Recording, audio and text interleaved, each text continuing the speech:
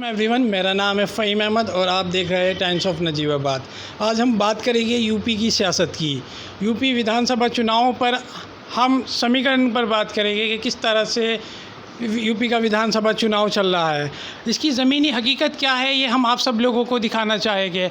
तो इसी चीज़ पे हम लगातार अपनी कवरेज कर रहे हैं और आज हम नजीबाबाद विधानसभा चुनाव पर है। नजीबाबाद विधानसभा में हम अपनी रिपोर्ट दे रहे हैं। यूपी के विधानसभा चुनाव को लेकर जहां सरगर्मी तेज़ हो गई है, अखिलेश यादव से लेकर मायावती तक, चंद्रशेखर रावण से लेकर शिवपाल यादव तक सभी लोग अपने दांव पेच खेल रहे हैं। ऐसे में असाउद्दीन ओवैसी ने भी अपना चुनावी बुगुल फूंक दिया है और वो लगातार अपनी सभाएं कर रहे हैं और गठबंधन की एक बड़ी तैयारी उनकी चल रही है।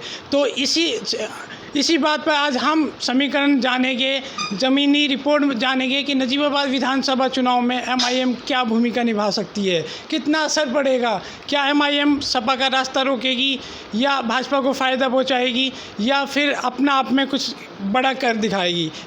इसी बीच आज हम नजीबाबाद एमआईएम कार्यालय पर मौजूद है। तो आज हम चर्चा करेंगे एमआईएम के कुछ नेताओं के साथ में। हमारे साथ में एमआईएम के कुछ सदस्य हैं। आपका नाम? अस्सलाम वालेकुम, मेरा नाम मोहम्मद आदिल अंसारी है और मैं ऑल इंडिया मजलिस इत्तेहादुल मुस्लिमीन में विधानसभा अध्यक्ष छात्र सभा के पद पर विराजमान हूँ। हम आपसे सबसे पहला सवाल ये करना चाहेंगे कि जैसे विधानसभा चुनाव नज़दीक है, सभी पार्टी अपनी तैयारियां कर रही है, आपकी क्या रणनीति है, क्या तैयारी है? हमारी रणनीति पूरी हो चुकी है और इंशाअल्लाह अल्लाह का करम है, हमारे पास प्रत्याशी कई मौजूद है जिनकी लिस्ट हाईकमान के पास। लेकिन दीवारों पे आप देख रहे होंगे लगातार लोगों के पोस्टर लगे हुए हैं, सभी नेता कोई फीता काट रहा है, कोई टूर्नामेंट में जा रहा है, लेकिन आपकी पार्टी की तरफ से कोई ऐसी गतिविधि दिखाई नहीं दे रही है। तो क्या सिर्फ ये ज़मीनी तौर पर भी आपके प्रत्याशी उतरे नहीं है या हाईकमान के आदेश का इंतज़ार है?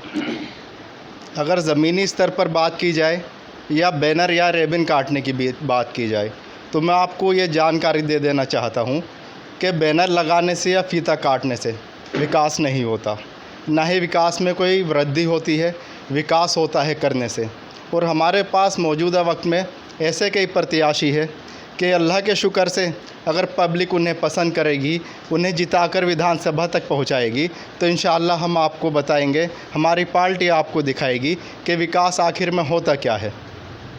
तो आप विकास की बात कर रहे हैं यहाँ पर। मैं सबसे पहले आपसे यही जानना चाह रहा हूँ कि विकास तो ये बात की बात है, विकास का मुद्दा आपका होगा, लेकिन अभी तो चेहरा ही नहीं दिखाई दे रहा है आपका।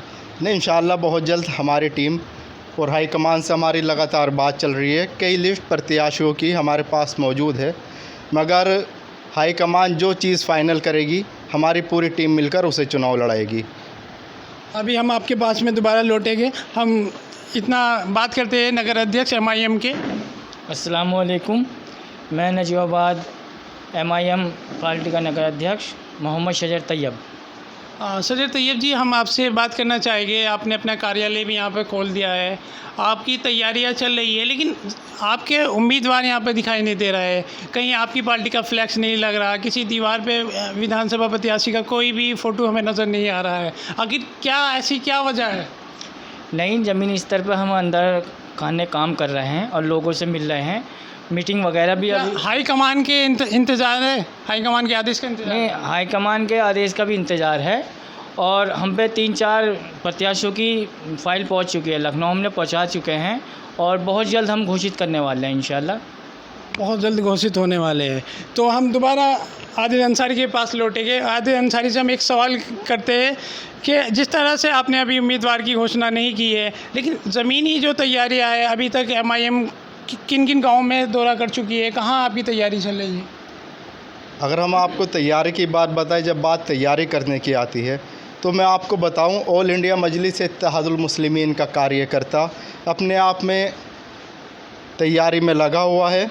गांव-गांव जाकर, घर घर जाकर वो मेहनत कर रहा है और असदुद्दीन ओवैसी साहब का संदेश घर घर पहुंचा रहा है। नजीबाबाद सीट में आपका किससे मुकाबला है? मैं इस बारे में आपको बता दूं, हमारा किसी से मुकाबला नहीं होगा, बल्कि जिसका भी मुकाबला होगा वो हमसे होगा।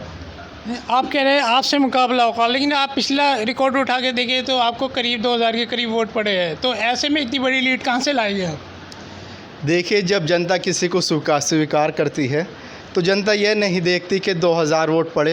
हो सकता है इंशाअल्लाह आज के मौजूदा वक्त में 2022 के चुनाव में हम 20,000 वोटों से, और उम्मीद भी रखते हैं अपने कार्यकर्ताओं की मेहनत को देखते हुए और हमारे बड़े पदाधिकारियों का आदेश अनुसार इंशाअल्लाह हम उम्मीद रखते हैं और हमें पूरा भरोसा भी है। इंशाअल्लाह आज हम 2000 नहीं बल्कि 20,000 के चुनाव के पार इंशाअल्लाह जीत हासिल करेंगे। हाँ, तो ये बड़े दावे कर रहे हैं आदिल अंसारी। इनके साथ भी हमारी बात चलती रहेगी, हम और भी लोगों से मुलाकात करते हैं। आप अपने बारे में बताइए। मैं मोहम्मद अरशद, ऑल इंडिया मजलिस इत्तेहादुल मुस्लिमीन से नगर महासचिव हूँ। अरशद जी, आप ये बताइए कि आप तैयारी कर रहे हैं, वार्ड अध्यक्ष बना रहे हैं, लेकिन आपके उम्मीदवारों का तो अभी तक कोई पता नहीं है। कौन उम्मीदवार होगा इसकी कोई घोषणा नहीं है, कोई रेस दिखाई नहीं दे रही। तो ऐसे में कैसे विधानसभा चुनाव लड़ोगे? देखिएगा, आपको अभी बताया नगर अध्यक्ष साहब ने और आदिल अंसारी साहब ने, ये 4-5 प्रत्याशियों की फ़ाइल पहुंच चुकी है। जो हाईकमान हमें ऑर्डर देगा हम उसको चुनाव लड़ाएंगे इंशाअल्लाह। जैसे कि विधानसभा चुनाव करीब पे है, आप कह रहे हो कि मुकाबले पे आप बड़ी बात कह रहे हो। पिछली बार जबकि आपका जो 2000 वोट आपको पड़े थे, ऐसे में एक बड़ी लीड की बात आप कह रहे हो। तो मैं आपसे जानना चाहूँगा कि क्या सपा से आपका मुकाबला रहेगा या बीएसपी से, या सीधा भाजपा से?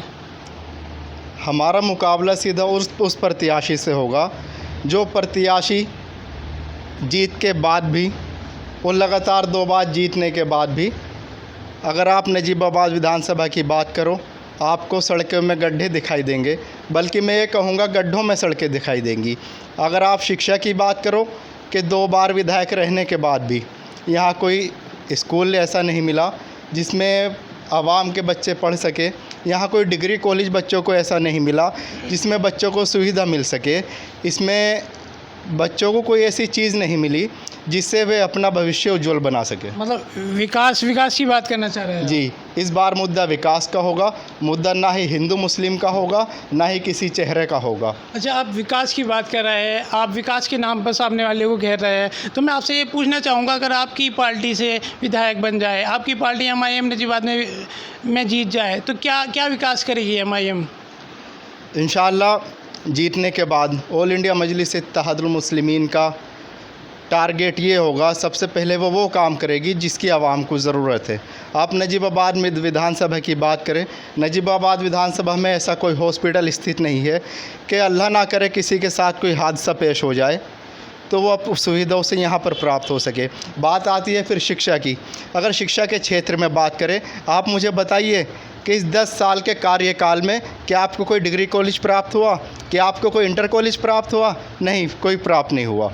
तो जनता इस बार सुविधा चाहती है और ऑल इंडिया मजलिस इत्तेहादुल मुस्लिमीन हर वो सुविधा देने का काम करेगी जिस सुविधा को आवाम की ज़रूरत है। हम आपसे सवाल करना चाहेंगे, विधानसभा में उम्मीदवार तो आपके उतरे नहीं है जैसे हमने आपसे सवाल किया था, लेकिन ये बात चली आपकी कि आप विकास पे राजनीति करेंगे, विकास आपका मुद्दा होगा, उम्मीदवार विकास के नाम पे वोट मांगेगा, लेकिन एक रणनीति है आपकी कि मुस्लिम प्लस दलित वोट की। तो क्या मुस्लिम आपकी तरफ आएगा? क्योंकि सपा में से भी बड़ा एक लेवल पे मुस्लिम वोट पड़ेगा, बीएसपी भी मुस्लिम के दावे कर रही है। ऐसे में क्या आपको लगता है कि मुस्लिम वोट आपके पास में आएगा? हाँ, इंशाअल्लाह ओवैसी साहब का पैगाम लेकर हम घर घर जा रहे हैं और सभी लोग, ऐसा नहीं है कि हमें पसंद नहीं कर रहे हैं, बहुत अच्छा TRP मिल रही है ओवैसी साहब को पूरे उत्तर प्रदेश के अंदर। और इंशाअल्लाह जितने भी कार्यकर्ता या प्रत्याशी जो भी घोषित होगा हमारा, हम कड़ी से कड़ी मेहनत करेंगे और उन लोगों के बीच में जाएंगे और उन्हें वोट करने के लिए मनाएंगे। आप अक्सर निशाने पे रहते हैं, चाहे MIM पार्टी हो या असादुद्दीन ओवैसी हो, आपकी पार्टी हमेशा निशाने पे रहती है। काफ़ी आपके विपक्षी आपको घेरते हैं कि MIM जो है वो भाजपा को फ़ायदा पहुंचाएगी। क्या भाजपा को आप फ़ायदा पहुंचाने के लिए आप चुनाव लड़ रहे हैं?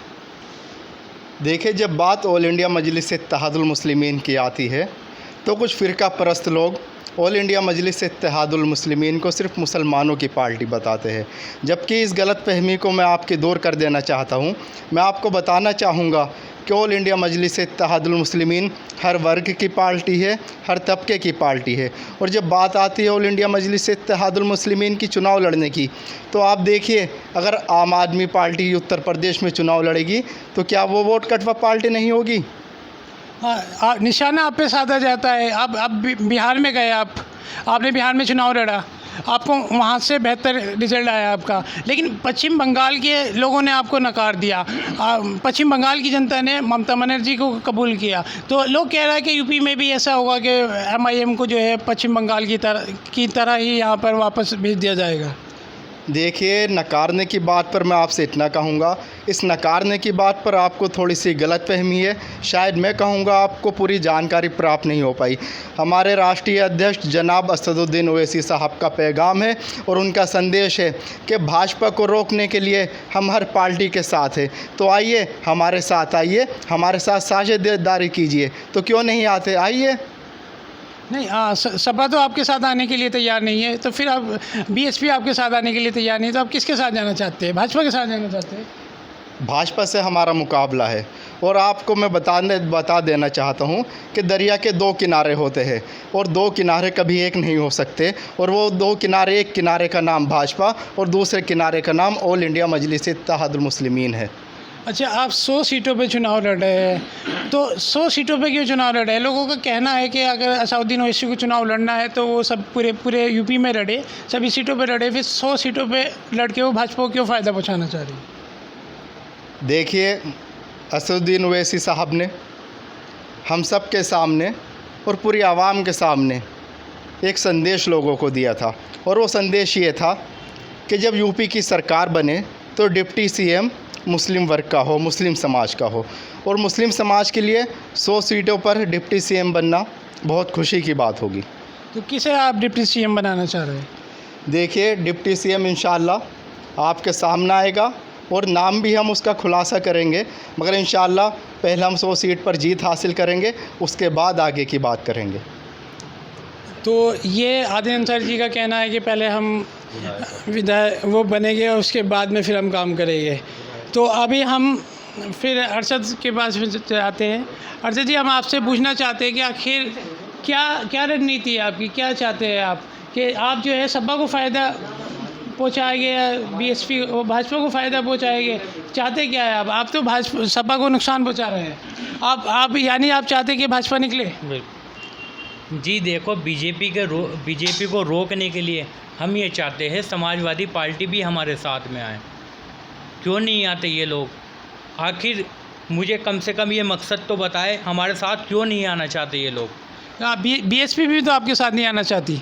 जी, BSP जो है वो नहीं आनी चाहती, कोई बात नहीं।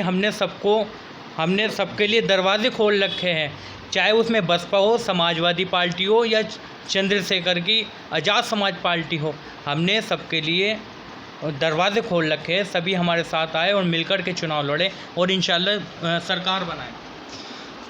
हम फिर एक बार फिर इधर लौटेंगे और हम आदिल अंसारी से एक निजी सवाल करना चाहेंगे। जैसे अक्सर आप सोशल मीडिया पे बड़े एक्टिव रहते हैं, लेकिन एक आप अपने विपक्षी नेता के बारे में अक्सर विवादों में रहते हैं, आप उन पर निशाना साधते रहते हैं। आखिर क्या दर्द है आपका, क्यों उन पर निशाना साधते हैं? देखिए, इसके बारे में मैं आपको जानकारी देना चाहता हूँ कि कोई शख्स या कोई भी व्यक्ति, चाहे वो किसी पद पर विराजमान हो, जनता का प्रतिनिधि हो, हमारा उससे कोई मतभेद नहीं। मगर जब बात विकास की आती है, हमारा हर उस शख्स के मतभेद रहेगा जिसने आवाम के साथ विश्वासघात किया। वो शख्स जिसने कहा था कि मेडिकल कॉलेज नजीबाबाद में बनेगा, हमारा विरोध रहेगा उस शख्स के लिए जिसने कहा था मैंने नजीबाबाद में पार्टी इसलिए बदली है ताकि मेडिकल कॉलेज की बनवा सकूं।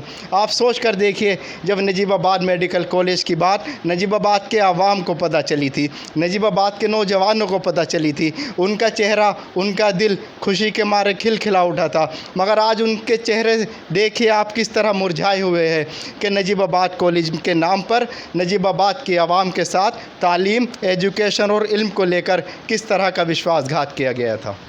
तो ये ख़ास मुलाकात थी हमारी MIM टीम के साथ में। ये बड़े बड़े दावे कर रहे हैं कि आने वाले विधानसभा चुनाव में कुछ बड़ा करके दिखाएंगे। तो ये हकीकत क्या होगी, क्या होगा, ये तो आने वाला टाइम बताएगा। लेकिन हम फिर नई टीम के साथ में, किसी और टीम के साथ में आपको साथ मिलते हैं। आज का हमारा show Times of Najibabad, Fahim Ahmad.